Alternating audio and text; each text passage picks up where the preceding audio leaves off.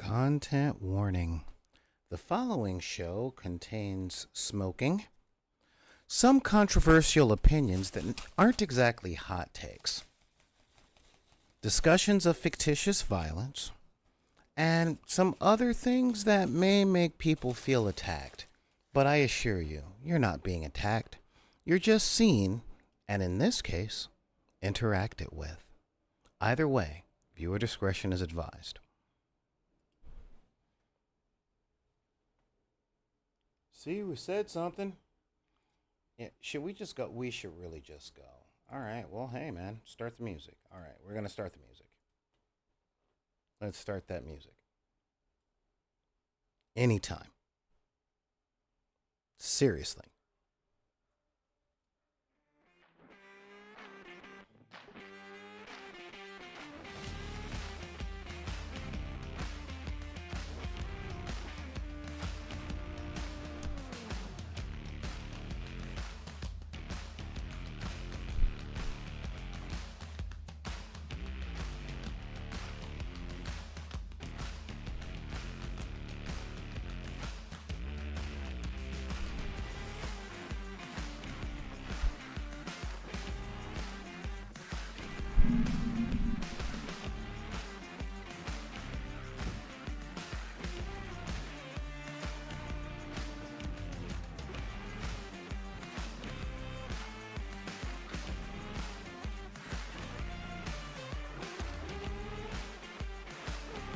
Hey everybody, how you doing out there? What is the word? What is the word? It is Solar Gray, the cinematic sorcerer. Yes, 'tis I, the cinematic sorcerer, coming at you from the Wizard's Tower. And how you guys doing out there? What's the word? How you feeling? How you doing? What is the word, other than the bird? And welcome to the dark side of the room, where we talk about life. We talk about life, the universe, and numbers other than 42. But we do so by talking about games and the nerd stuff that we love interacting with. And yes, interacting with. Those are words. Who needs coffee? I need coffee. How much coffee? All the coffee. Well, that's what I'm doing right now. And we're going to be talking about some really cool stuff because you guys get to join me on a brand new journey that I am undertaking. And we're going to talk about it. We're going to talk about the journey in and of itself, why it's taken me so long to make this journey, and my thoughts and opinions about the journey as it goes. So, this is for the people out there that are thinking, you know what, I might want to try something new, but I don't know. I have so many staunch reservations. That's right. If you've got reservations in the same way that I have over the years, then join me, won't you, on this journey. This journey to learn a classic game, a journey to really try and get past some of my own old biases and things like that. But in the meantime, if y'all got questions about your own personal journey and you want guidance, someone to talk to, all those things, well, you know what? I'm shiny. And you can reach out to me at backonthedeck@gmail.com. It's BACKINTHEDECK at gmail.com. You can also hit me up on Instagram at backonthedeck. Also, BACKINTHEDECK. And guess what? The same goes for Instagram and Twitter. Hey, look at all that other stuff. All the places that you can get a hold of me with just one thing. And if you're on TikTok, follow me over there at BidP, that is BIDPY. You can also, if you were like me and over 40, that means you still got a Facebook account. So why don't you join Deckers on the Book? Join us, won't you, on this really fun journey and doing all the stuff that we like to do. Not because we're trying to catch up with our youth or relive anything, but because when we were kids, our parents were like, you get to do that when you grown. Well, guess what? We grown now, and we doing it, and we're posting up pictures and all that other stuff. So join us particularly on that journey. So if my boy Neon Arlecchino is out there in the chat, then he is going to be putting up the Discord invitation. Like any second. He's going to be like, oh, yeah, check it out. Join the Discord. Look at that. Any minute now. Any minute. See? Yeah, exactly. He just did that right there. Thank you so much, Neon Arlecchino. So, what are we talking about today? Well, it's real simple. Okay? The stuff that we are talking about today is stuff that's really kind of deep to me. Okay? Like, the stuff we talk about every day because it's my show. By the way, who's watching? Oh, Nephis is there. What's up, sad strange little man? Bro, thank you so much for all your support. What is going on to everybody? I know don't have a lot of people out there because another Twitcher that is bigger than me, whose audience I share, decided to go live right before I did. So this is going to be an intimate show. All right. And major shout out to all those out there that are watching from the other platform that we are talking about. So anyway, let's talk about a thing I've brought up on the show. Now, as y'all know, I am not the biggest fan of a certain company. And that company is the biggest company out there. We know that as the workshop where they make games. But there is a deeper issue, okay? And this is something that I've been researching all weekend, okay? And I will tell you this, my weekend was not very good. It's, those people that stuff just keeps happening to and you're like, dude, why is it you? Well, I can tell you it's me because magic, all right? The universe knows I can take it, so it does stuff. But anyway, there are things out there that I've talked major crap on over the years, right? I have said so many things about Games Workshop, about tournament culture and stuff like that, and it's kept me away from a whole lot of things. Now, on our last show, on Friday, I talked about Combat Patrol, all right? And the Combat Patrols from Games Workshop are, honestly, in my opinion, I think they are something that is very, very cool, all right? I really do appreciate, I seriously like and appreciate the whole model of the Combat Patrol stuff.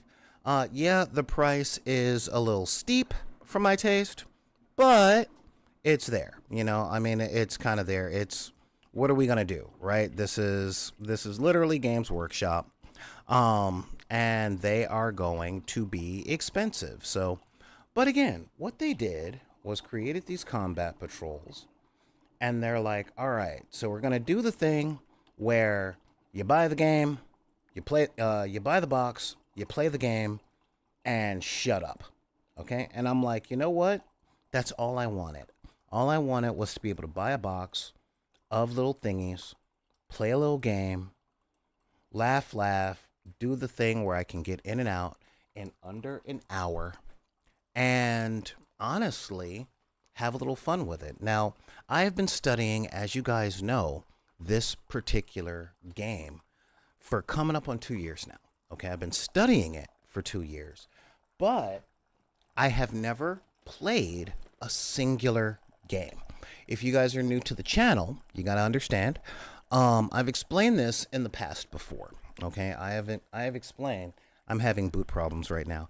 I explained in the past that I wanted to play a long time ago when I first saw it, and the players were rude and dismissive, and the store owner, let's just say he didn't want me in that store, okay?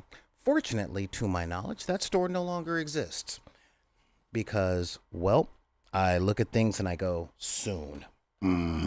And, 5, 10 years later, boom, everything's gone. So I'm happy about that. But I had very negative experiences with this game, including a particular store manager in Orange County who, I'm just going to say it right now, that dude was anti black because I ran an experiment to check for the hard R word. And honestly, my findings came up 100%. And I'm like, well, I'm not playing that game. And then I learned about their business practices and all that stuff. This is stuff that we've talked about on the channel. Check out other videos. They're in the YouTube archive, okay? So, with all of that being said, though, I do watch battle reports, and I'm gonna keep it a buck with y'all. All right. These streaming platforms are not the Wild West, but kind of the Wild West. I love having you guys here, but I need a bigger following. And when it comes down to it, I can get more viewers and more subscriptions if I cover different subject matter, specifically negative subject matter, i.e.,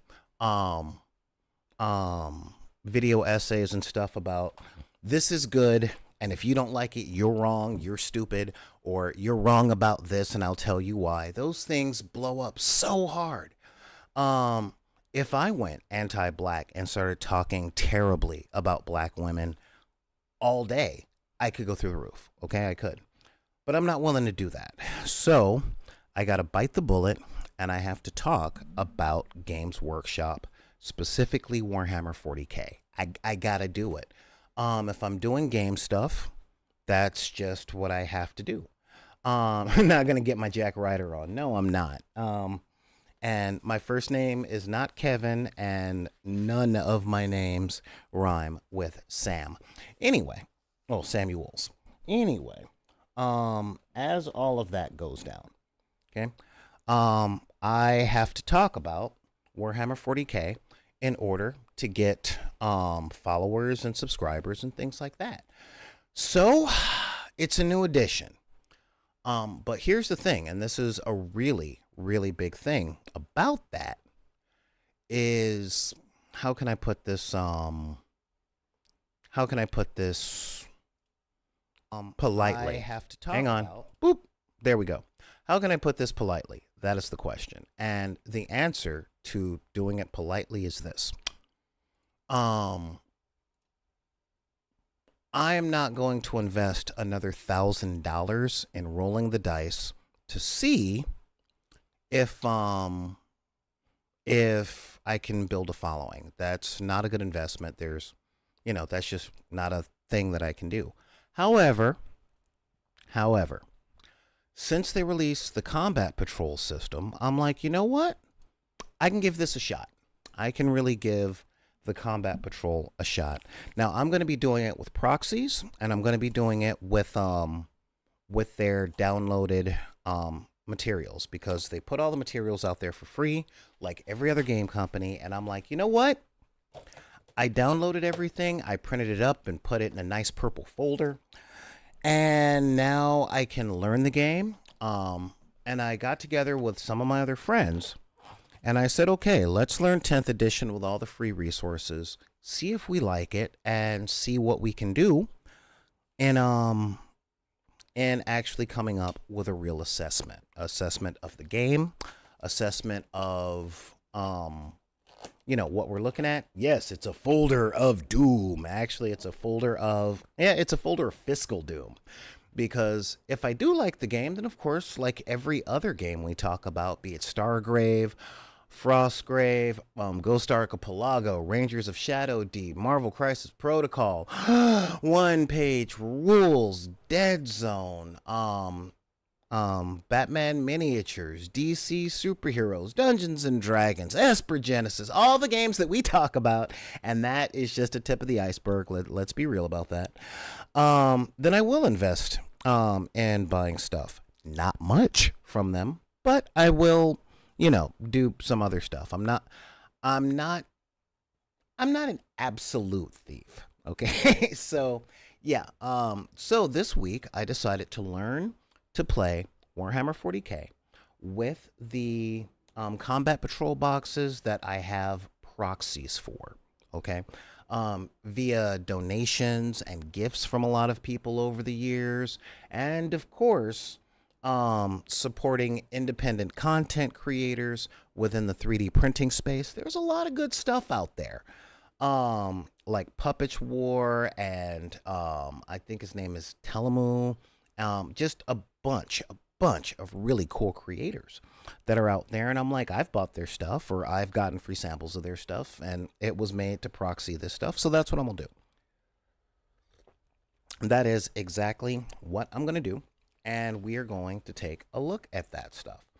Um, but yeah, we've got so many different things that we can do and take a look at. And I'm going to be doing that. But there are a couple of things that kind of come down to complications. These are complications that I ran across. I ran across them this weekend while talking with some of my friends. And how can I put this? Well, I'm going to run and get my notes because I thought I had them. I'll be gone for less than a minute. But um, we're gonna dive into that a bit today, okay? I'll be right back.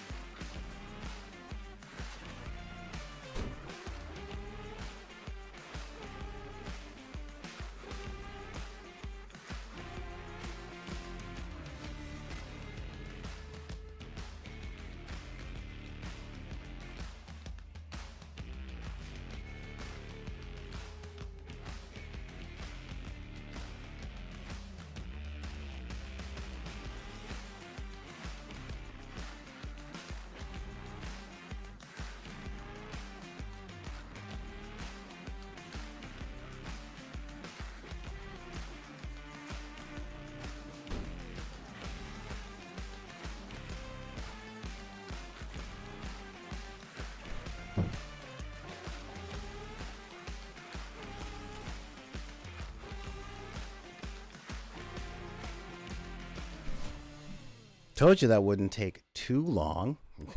So, yeah. So there's so many things that I hear, okay? And I hear a lot of things when it comes to talking to older gamers, all right? And when I say older gamers, I mean people that have been playing a lot of stuff longer than I have. And since I'm brand new to 40K, like 100% brand new, I only watch battle reports. I play Grimdark Future from One Page Rules. I prefer Grimdark Future from One Page Rules primarily because of the community that's involved in it. Because I've said this a few times, but it's not just what you play, but it's who you play it with that really matters. And the real talk on all this, and I mean like the serious real talk, is there are a lot of ways to play a game, but when you talk to people, we get kind of filtered into the way to play a game that has become most hegemonic, okay? Now, I took a look at these combat patrols, and I really like the idea. Now, let me give you a little bit of background, okay? When I first started playing mini war games for real, I was playing two miniature war games. The first one was called Hero Clicks. And Hero Clicks was a blind buy miniature thing, but the miniatures were based on superheroes that I knew and loved because WizKids had a contract with both Marvel and DC, and they would get contracts from other places every once in a while, like the independent comic companies, like God, who was it? The ones who do Hellboy. Well, Image Comics and Dark Horse Comics, and they would get a lot of that stuff.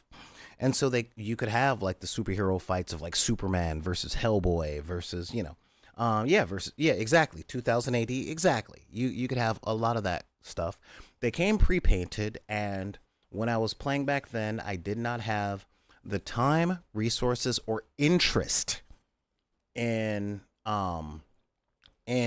playing or playing with pre-painted miniatures at all. I didn't care. I didn't want to paint miniatures at all. Okay, didn't have the skill set, and I'm like, I'm already spending a bunch of money on these figures.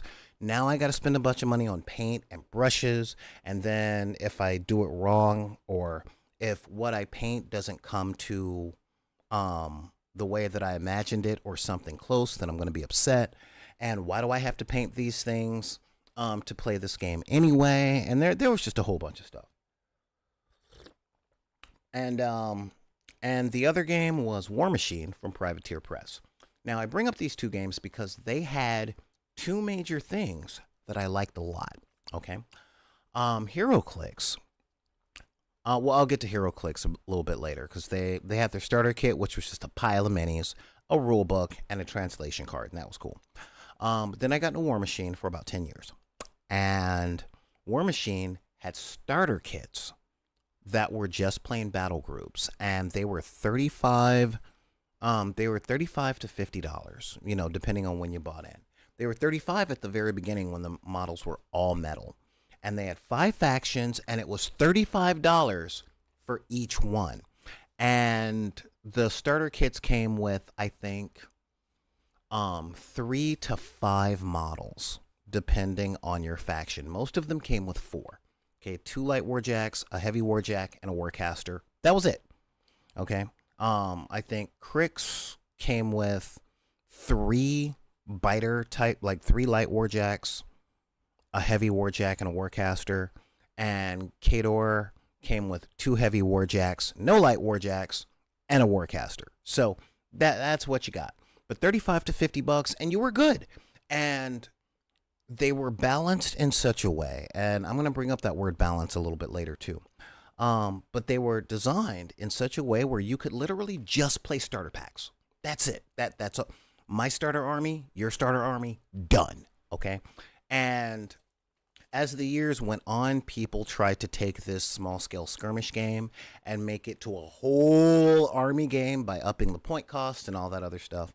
By upping the point cost, it was, models cost X amount of points to put on the board. And they're like, let's play a 100-point game. Let's play a 200-point game. Let's play a 500-point game. And the games got bigger and bigger and bigger until it turned into a pastiche of Warhammer 40K.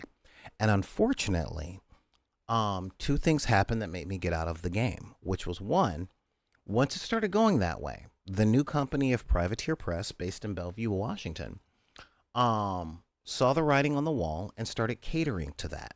So casual players like me that aren't super competitive got pushed away in the wash because the competitive players, they will pay to win. So they'll buy more volume. They'll spend, I remember when they first came out with the Colossals, which were 80 millimeter bases, so we're talking about that big versus that big, and the things were about like 10 to 11 inches tall. Where do I have a standard size mini? Oh yeah, I have a whole bag full of them right here.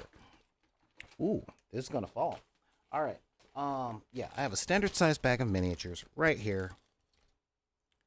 Ooh, this guy right here, we're talking from the highest point of the mini to the bottom of the base is about 2 inches. All right. So yeah, 2 inches. All right. Or 30 millimeters. If you are outside of the US. All right. This is the standard infantry model. Look at me. I'm a little guy. And so they started releasing these 7 to 10 inch robots that were like, I'm the big stumpy guy. I'm blah. And that was cool. But those things 20 years ago were about $100. Still less than Games Workshop, but more than a $10 packet of mini guys or a $10 general for your army that changed the way it played. So that was acceptable. But the tournament players or the super competitive players will spend thousands in getting the best stuff, in putting together specialized teams, and essentially breaking the game. And that being the only way that they were willing to play, I had to leave. But there was a schism when War Machine released its third edition. Okay, because its third edition came out around the same time as Warhammer 7th edition or 8th edition.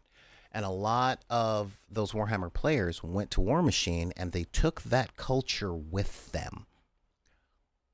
And the game went from a little frustrating to absolutely unfun for me. And I don't mean not fun.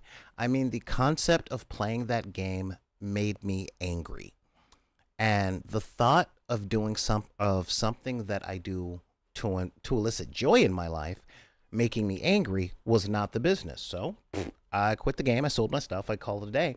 But I went back to HeroClix, and HeroClix had a fantastic community where I was. Like, there were people saying, "Dude, you should totally have this." Yeah, it was like that with Magic Glen. Oh my God, I was there. I was there in the Black Summer in '98. You know. Um, and yeah, I went into HeroClix. The game had changed amazingly, but the community was so cool. They're like, "Oh, dude, your stuff is out of date. That's like from second or third edition. Here, take my extra stuff. Don't worry about buying it. Oh, you love this character and you were thinking about buying it, dude? I'll give it to you for $10. Here you go." And I'm just like, "What? Oh my God, who are these people?" And I'm still friends with a lot of them to this day. Two in particular, and y'all know who you are. And it was just such a nice thing. But HeroClix released two different things that I liked a lot, because make no mistake, it had its tournament scene. It has its people that are super competitive, or the ones that pay to get the best figures with the best stats because their parents are lawyers and engineers. And they come in and if you play Texas Hold'em, there's something called chip bullying, where the dude is playing a $10,000 tournament, but he came to the tournament with 100 grand. So he just goes all in every single hand. So yeah, essentially it's like, dude, you're just there to beat up everybody and make them all feel bad. Or playing Magic the Gathering or any collectible card game against that person that spent $600 on a deck of all rare, chase, and super duper cards. That's just, it's not fun for those of us who aren't on that fiscal level. But HeroClix released starter kits with pre-constructed armies every time they dropped a new block, which was cool. It was like the starter packs in Magic the Gathering. And they released something called Fast Forces. So for $17, you got a fully playable army that you could just play with. And you could play, like, even to this day, I still occasionally play my Black Panther Fast Forces against my Deadpool and X-Force Fast Forces, and I'm cool. And when I want another Fast Force, it's less than it's less than $20 to get a whole new army. And I'm like, this is how it goes. That was what it was like in Magic the Gathering, when you could just say, "Hey, let's play this starter deck against that starter deck and see what happens." It was like that in War Machine, where it's like, dude, let's just get a command box and call it a day. Just call it a day. And if I wanted to change up stuff, like in War Machine, if you wanted to change up your command box, you just switched out your Warcaster for $10, and your army played completely different, just completely different. And I thought that was freaking brilliant. And then, it looks like Games Workshop got that memo and started releasing these start collecting boxes, if you guys remember those. But they weren't start playing the game and have fun. It was, this was the little taste. This was the first one's free. You know what I mean? That's what I'm talking about. Well, the first one's free, so here you go, kid. Yeah, there you go. And then, with the Gallo Dark set that they released not long ago, this is a starter box for Gallo Dark, but you can only play it in Gallo Dark, which is an inside setting, which is fun. Don't make no mistake. I haven't played Warhammer 40K, but I learned how to play Space Hulk not that long ago from our friends down at Guildhouse Games in Bellflower, and I genuinely had fun. Like, it was a genuinely fun game. I was all in, right? To where I wanted to recreate it because there were no editions that were up for sale except from scalpers, because Games Workshop loves releasing fun things and then never reprinting them. What was that, Neon Arlecchino? It was just a little taste. It was also a way of repacking units which sold slower with stronger units that were needed. Yeah. All right.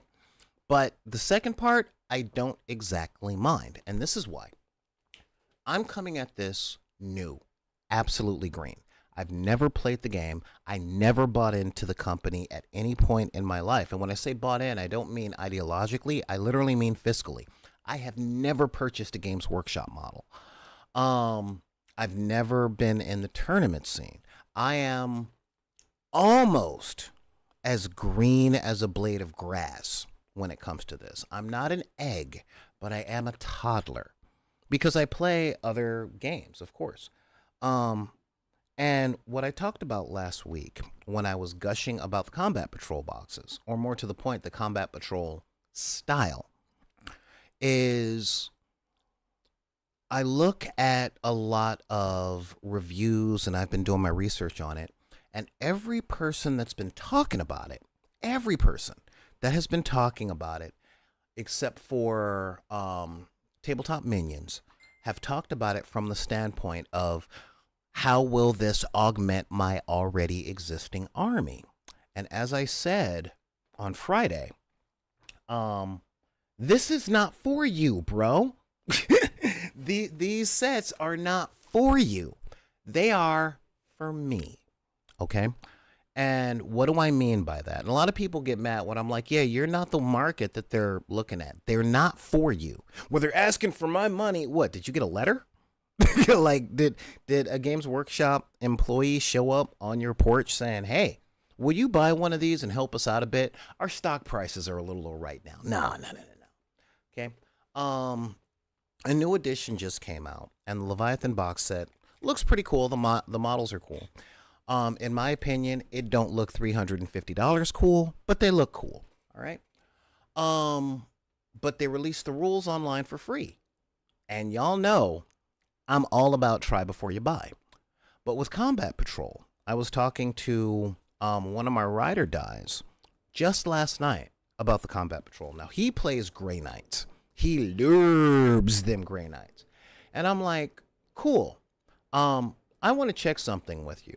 And I read the list of what's in the Combat Patrol off to him. And I'm like, do you have these? And he's like, yeah. I'm like, aha, another point, another data point confirmed. Thank you.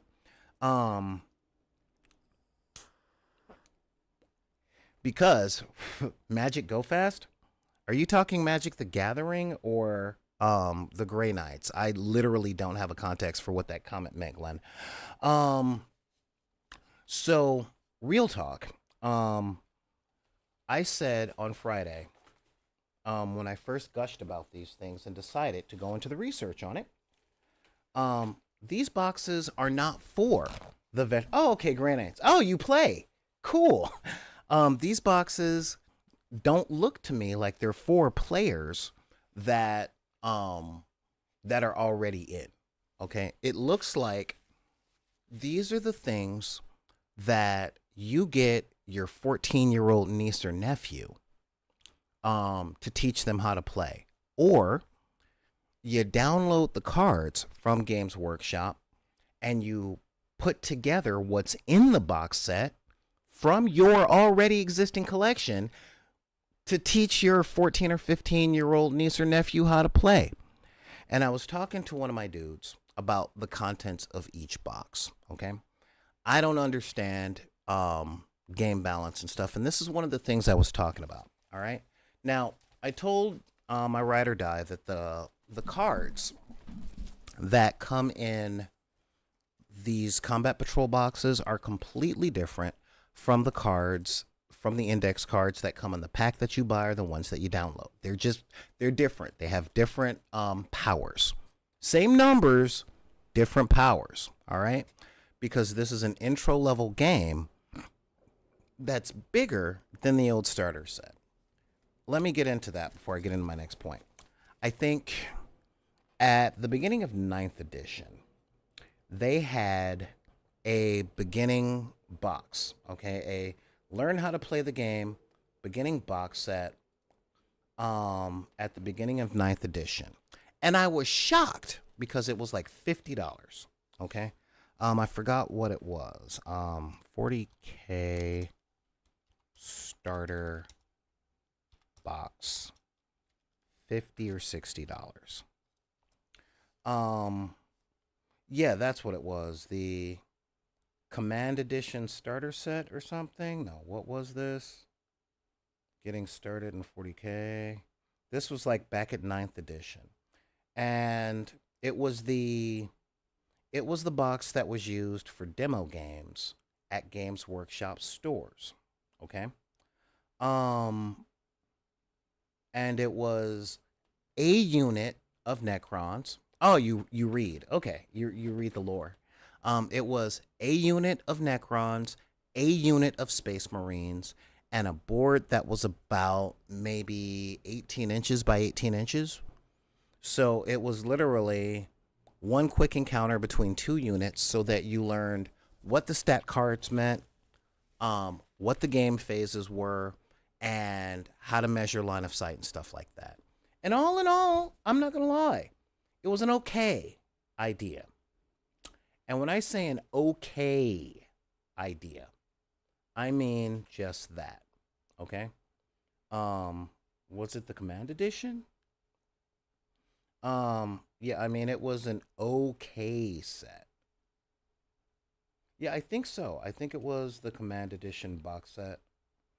Um, Let me double check. Yes. Okay. I found it. Oh no, no. The Command Edition was the next one up.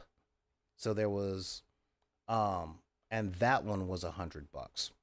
Okay? And that one came with a standard unit of infantry, a step up like an elite unit of infantry for both Necrons and Space Marines. I think it came with Space Marines and Space Marines on motorcycles. And it came with yeah. See? Here we go. Look at that. I saw it there on Amazon. I want to find a better look at it. And now it's selling for 100 yeah, there we go. 3 Scorpec destroyers, 3 Outriders, a Necron Overlord, 3 Scarab Swarms. Actually, this isn't a bad deal at Games Workshop Goblin pricing. And it looks like it came with a little bit of terrain too. Okay? So yeah, and that was for 100. Oh, sorry. Yeah. And well, that's on Amazon for $160, like 156 plus tax and all that stuff. But the point that I'm getting to though is that's not a bad deal.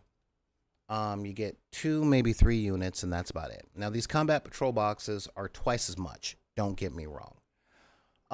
But if you're just getting started, okay, and that's a really big thing.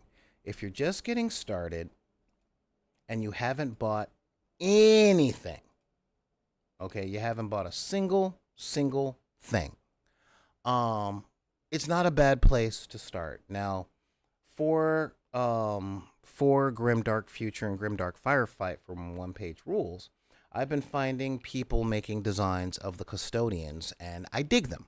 Okay, and I've been scouring the 3D printer communities for the past 2 years. And then I saw what was in the Combat Patrol box, and I'm like, dude, I got that. At least I got something close. Not a big fan of the Sisters of Silence, but I can print my custodians a little bit smaller, and there you go. And I'm like, dude, I've got that. And, oh, well, the Space Marine one, I got that from Puppets War like 3 years ago. So I'm going to give it a shot. Now, when I talked to my friends about it, they were like, yeah, I don't trust them. They're going to do this. They're going to do that. They're going to do this in the future. They're going to bring you in, and then they're going to change up the rules, or they're going to do all that stuff. And I'm like, yeah, you know what? They are. Why do I hit on the sisters? Dude, real talk? I love the Sisters of Battle. Okay? I'm having a problem picking a primary army for Warhammer 40K and Grimdark Future because I'm stuck between Ultramarines or Battle Brothers that are easy to play. And since I mainly teach. But I love the Sisters, the Necrons, the Custodes, and the Orcs are made of fun. So I'm stuck. This is one of the reasons I can't fall down the GW rabbit hole because I would have to sell my house. um, so yeah, I mean that's real talk. But I don't hate on the Sisters at all, dude. When it comes to my Grimdark Firefight and Grimdark Future minis, I've got more Sister stuff than anything. I even have 2 tanks from the Sisters. Because the Blessed Sisters from Grimdark Future look really cool. And I get the STLs from them. So since I have all these proxies, I learn, you know?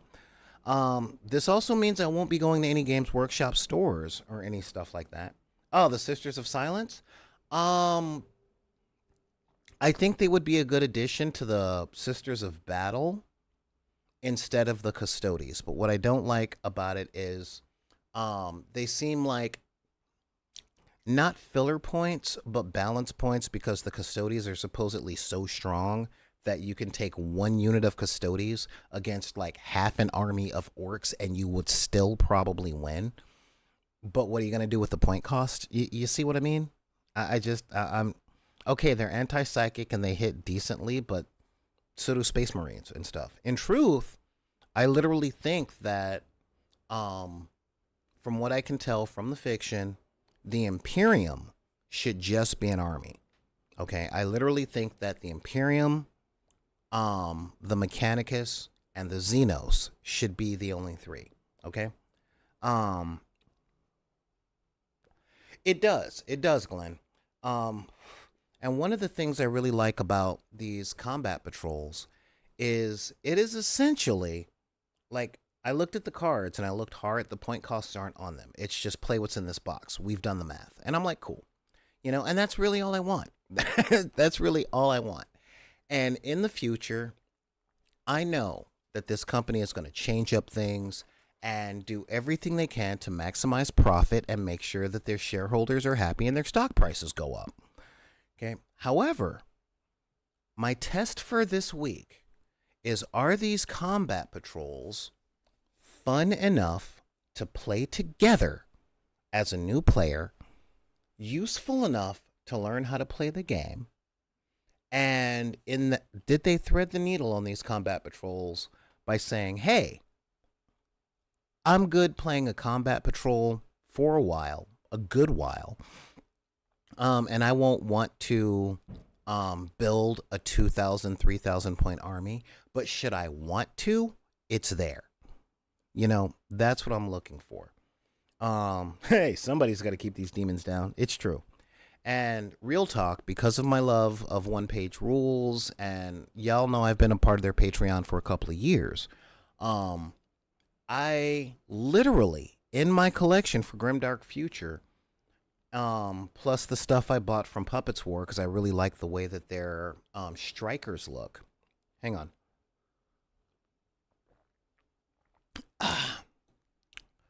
I literally already have the models for about 8 of these combat patrols without spending a dime. So why not learn? And that's what I'm going to do. But there are some other things like game balance. Okay. Game balance. And this is a thing that I had to talk to a friend of mine about. Okay. As y'all know, I am very much from the disenfranchised sector. Now, what does that mean? I grew up in the hood and black. All right. And there is enough anti-blackness in the United States that comes out in one major place. Don't turn away. Hang on with me, okay? Because y'all know people that have this same thing, all right? This is one of the reasons that I turned down a job being a game tester at Blizzard years and years and years ago, okay? When I talked to my friends about these things, the things they wanted to talk to me about were game balance, what's in the box, what would talk to 10-year-old me, all right? And the thing was, actually, it was like, God, 14 years ago. Anyway, I'm like, dude, I don't know what balance is. And they talk about They're like, well, have you ever sat down to play a game against someone and you just couldn't play? Not because you didn't know what you were doing, but their deck was so strong or their team build was so strong that anything you wanted to do, they didn't just have an answer for. Their answer shut you completely down. I'm like, hundreds of times. He's like, that's game balance. You were playing, like, you were beaten before you sat down on the board. I'm like, okay, here's the reason that I always had a problem with that. Being from the disenfranchised sector, okay? Hold on, hold on, hold on, okay? Please don't turn away. What I'm about to say, some people might call political, but look, this is your chance to learn something, all right? When you grow up in the disenfranchised sector, I don't care if you're black or if you're Latino in anti-Latino spaces or LGBTQ or a woman, or trans or anything like that, all right? When it comes to things that require balance or stuff like that, essentially, any negative experience you have is beaten culturally into your head as a negative experience that is your doing. Okay? The game isn't balanced, or the game isn't off balance. You're just playing wrong. Okay? His deck wasn't so strong. You just didn't know how to navigate it. All right? The game doesn't have a bug. You're just not playing right. All right? And this was my experience in most things. This is also one of the reasons that I don't know what I'm good at. I've talked about this before because so many people were either treating me like a disenfranchised person by pushing the goalpost back to convince me to quit and go away from them because they couldn't say the N word, or they were pushing me to get better and I never learned what good was. So it's like that old adage about the dude that wanted to learn kung fu and just was told to slap a bucket of water until all the water splashed out and they were given no explanation or anything. That's what it was, and that's a lot of what it's like being disenfranchised in the United States. Okay, no one tells you go away, but everything you fail at is your fault. That employer isn't being discriminatory. You wore the wrong thing. You didn't lose that game because the person over there was playing like a jerk or brought all of their best stuff out to your beginning stuff or lied to you about the way a rule worked. You just played wrong. And if they did lie to you about the way a rule worked, you should have known what the rule was. You see what I mean? It's always your fault. So, this is why I didn't go into game testing because, hey, I found a bug. That's not a bug. You're just playing wrong. You see what I mean? That's what I was afraid of. That's why I didn't do it. So when it comes to things like looking at point cost, game balance, all of that stuff, I have no context because every time I find something like when I get raffle stomped on round one, the first thing I do is not like, again, this is kind of a privilege thing. People that have privilege, the first thing they do is look at how the game is wrong. But given the life that I've led, the first thing I do when something doesn't work out is check self. What did I do wrong? How could I do something differently? How can I do something better? You see what I mean? And so with that being my base thought of, okay, if it works like this, that one's on me. I must be doing something incorrectly. The concept of looking for flaws in a game has never been on my radar. This is why, if you guys notice, I don't review games. I just tell you guys about the games that I play and what I find fun about them. But as far as quality of game design, I have no basis because I don't know what good game design is. I just know what's fun when I do it, and that's what I share with you guys. Okay? So as I go across on this week, and these are going to be split between Patreon and here. So I'm going to be doing a lot in the editing bay. Okay. Here are my conditions. Okay. My real conditions for assessing how fun this combat patrol style of play is. Number one, what are my thoughts as a new player? Is it fun? Does it satisfy my itch? Because I want something other than one unit versus one unit, but I definitely want something less than set aside your weekend. We're going to play a game of Warhammer, you know. So it comes down to the question of, can I play this game in an hour? Does something about this feel like it's lacking to a new player? And this is a real thing, okay? When I talk to other gamers about the stuff I like, they go in with either a recency bias or I call it a sunken cost bias. So when I tell people about Grimdark Future, they want it to be 40K. When I tell them about War Machine, they don't want it to be War Machine. They want it to be 40K. When I tell people about Crisis Protocol, they don't want it to be Crisis Protocol. They want it to be HeroClix, or you see what I mean?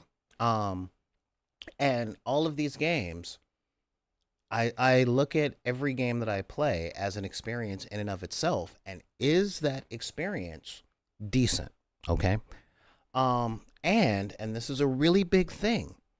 Can it survive modification? Okay.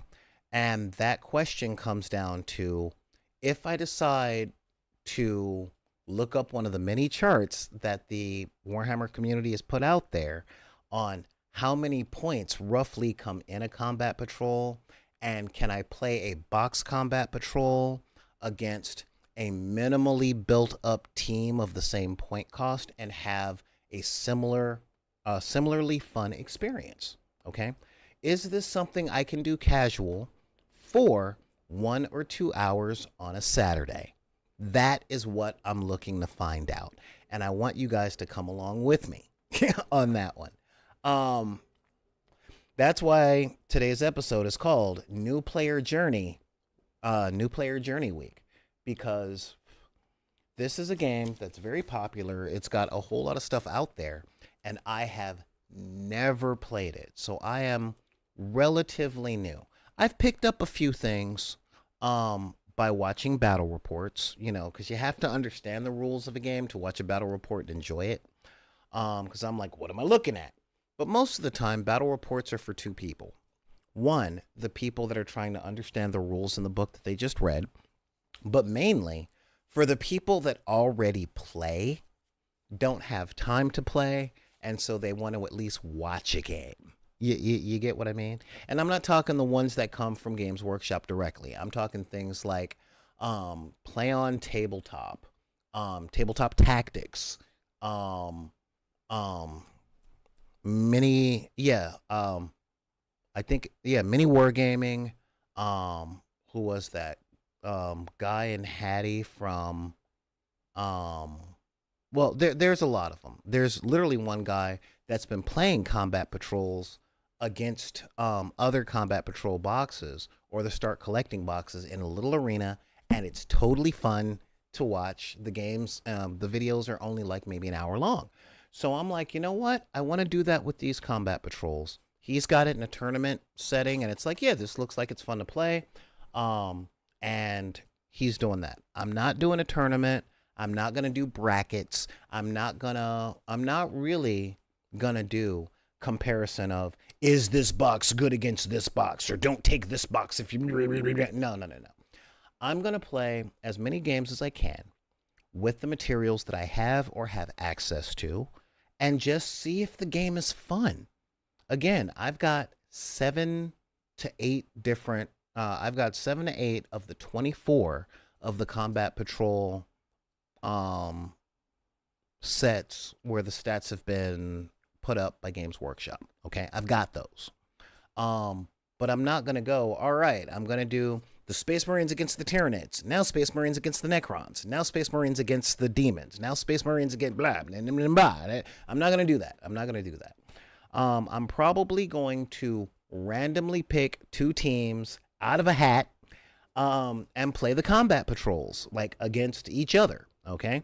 I'm pretty sure I have tokens for each faction that I have, so I literally might just put all the tokens in a bag, pull two tokens, put together the combat patrol, and play against those. All right, just to say, all right, let's take a look. Let's see if I understand these rules.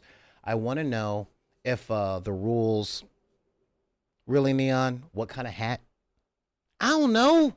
If I have a fedora, I'll use my fedora. I don't know if I have one anymore. And my wizard's hat is a little long and dangly. So I don't want to put my whole arm in and then maybe get one of the things stuck and where it comes to a point and all that. I don't know. But I'll figure something out. I'll figure out just a random way, probably see how many armies I got and see if I can get access to enough other miniatures that I can use to say connote a die and then I can roll two dice and then done. I'll figure out some random way to put combat patrols against each other, and I'm going to play the game. I'm going to learn the game, and I have a few other friends that are interested in doing that with me. And again, that stuff is going on Patreon. I may do battle reports. I may just do a playthrough and then we talk about it, But I've got a few friends that are even newer to Warhammer than I am. So I figure we learn the games together, we play the games, and yeah. And of course, they're going to pick what they want or they're going to pick what they want out of what I already own. And I'll pick random stuff and we play and we'll see what happens. We'll see what happens. And I think that would be, I think that'll be fun. I don't know. What do you guys think? What do you guys think? Because quite honestly, there's not a lot of material out there, especially on YouTube or Twitch, to say, hey, I'm just starting this. I don't know what's up. Especially when it comes to Warhammer 40K. It's a bunch of veterans talking to a bunch of veterans, and new people either have to catch up or not. We're going to expand on this a little bit tomorrow because I want to talk about some of the things that have been pitfalls for me over the course of learning a lot of different games. Primarily speaking, in jokes, memes that people speak, and a lack of context, either from older players talking to new players, or new players listening to older players going, I don't know what you're talking about. And how to get through those things. And how to look at navigation stuff. So, and yes, if you guys are wondering, I did watch If the Emperor Has a Text-to-Speech Device. I did watch TTS. I'm very mad that it was taken off of YouTube because it was funny as all get out. I really like it. And it reminded me that 40K as a franchise is a parody. So I'm happy with that. So let's see. Is it very easy to believe that it is very easy to believe that Magnus made mistakes if you don't know the story? Well, yeah. I know the story, but not the bigger context of the heresy. Like, I know all the bullet points and stuff. So it's like, I'm still trying to figure out what he supposedly did wrong, because from what I've read so far, it was, the other guy. It was, God, what's his name? Ahriman. It was Ahriman that botched the spell. Yeah, seriously, it was Ahriman. Magnus was, but simultaneously, I know that the Emperor of Mankind is the worst dad ever. Like, I thought my dad was bad because daddy wasn't there. But dude, yeah, terrible. Oh my God. So yeah. But we're gonna, what was that called? I'm guessing you're asking about TTS or if the emperor had a text-to-speech device. It's a series of YouTube videos. We're talking like 7 hours of fun animated stuff that pretty much gives the whole history of 40K, or most of the heresy and what happened until the regular time. So I thought that big you know. Yeah, I know Big E makes most of us wish he'd left for cigarettes. But so yeah, but I want to talk about stuff like that and how speaking and acting in a lot of the ways that we've seen actually scares away new potential players, which also means potential new friends. But we're going to get on that tomorrow because it's been about an hour and I have a lot of work to do when it comes to this stuff this week. So I want to thank you guys. I'm serious. I seriously want to thank you guys for being here today and joining me on this particular journey. I'm really looking forward to it, actually, because I teach so many games that when it's very rare that I get to learn something new that already has a really big following. You get what I mean? Like, I learned Dead Zone and I love Dead Zone. I think that's very cool. I know it's much easier to understand learning by yourself than learning Necromunda is. And I still haven't played Kill Team. Again, I've never spent money on a Games Workshop product, and I've only learned how to play one of their games, and that was Space Hulk. Okay? I like the way the stuff looks, but yeah, never done it. So, join me on this journey. And if you guys have any questions or even suggestions, and I'm serious, like, really interact with me on this, especially if you are a Warhammer player. All right?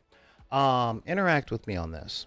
But you can do so by reaching out at backinthedeck@gmail.com. That's BACKINTHEDECK @gmail.com. You can also reach out to me on Twitter and Instagram, also at backinthedeck. TikTok, that's at BidP, that is BIDPY. And of course, you can reach out to me on Deckers on the Book. That is our Facebook group that it's really cool if you guys like joined and showed us what you were painting and all of that stuff. It looks like this is a really cool thing that people could get into and all that jazz. So I want to give a major thanks to all my ride or dies and my patrons. All right. I am starting to pay attention to you guys out there. Major shout out to the new people to the channel. Okay. We talk about a lot of stuff, and I do my best not to get political on this channel, but there are a lot of things that need to be talked about if we're going to A, expand our gaming circles, B, interact with more people in a way that's pleasant. And I don't mean, oh, he's so pleasant. I mean in ways that make us look forward to showing up, you know, and ways to maximize the amount of fun that we can get out of the things that we spend our money, our time, and our energy on. I don't care if it's board games or TTRPGs or tabletop miniatures games. Don't care. Okay, we spend a lot of time and money on all those things. So, join us, and video games as well. But video games are a wasteland when it comes to interacting with other people online. Y'all know what I'm talking about, and I can't speak on any of that with authority because I don't play online games. I play stuff in person with people. So, stick around if you guys like what you see. Do the YouTube things if you're watching on YouTube at some time. You know, like, subscribe, thumbs up, share. That tells YouTube, hey, you that have never seen that. Or it tells YouTube to tell other people to watch the stuff and helps the channel grow. I mean, that's how the algorithm works. And I've already got a lot of things against me. The major thing on YouTube and Twitch is that I do long form content. And I'm doing shorter stuff, but yeah, if it's longer than 8 minutes, YouTube is like, nope, sorry, nobody wants to see that. I ain't telling nobody. And on Twitch, I only do like 1 to 3 hours at a time, but I'm here every day. or Monday through Friday, at 3 p.m. Pacific Standard Time. So thanks, guys. And again, I'm really looking forward to taking this journey. And after all that is said and done, yes, I'm going to do a compare and contrast between one-page rules and Warhammer 40K. I'm not going to lie. One-page rules is already a step ahead because I haven't played an I go, you go format since I stopped playing War Machine, okay? Or HeroClix. And I really like the alternate activation method. But who knows? Maybe there's room in my head and heart for both. So, in the meantime, thank you guys for joining me. And if anybody tells you that you can't like the stuff you like because of the circumstances of your birth, be it race, religion, creed, gender identity, sexual orientation, disability, neurodivergence, or your budget, because everybody who lives there knows that the trailer park is never too far from the hood. You guys can look those people dead in the windows of their soul and tell them to take that card and put it back in the deck. This is Solar Gray, the Cinematic Sorcerer, saying thank you guys for joining me today, and I'll see you guys next time on the dark side of the room.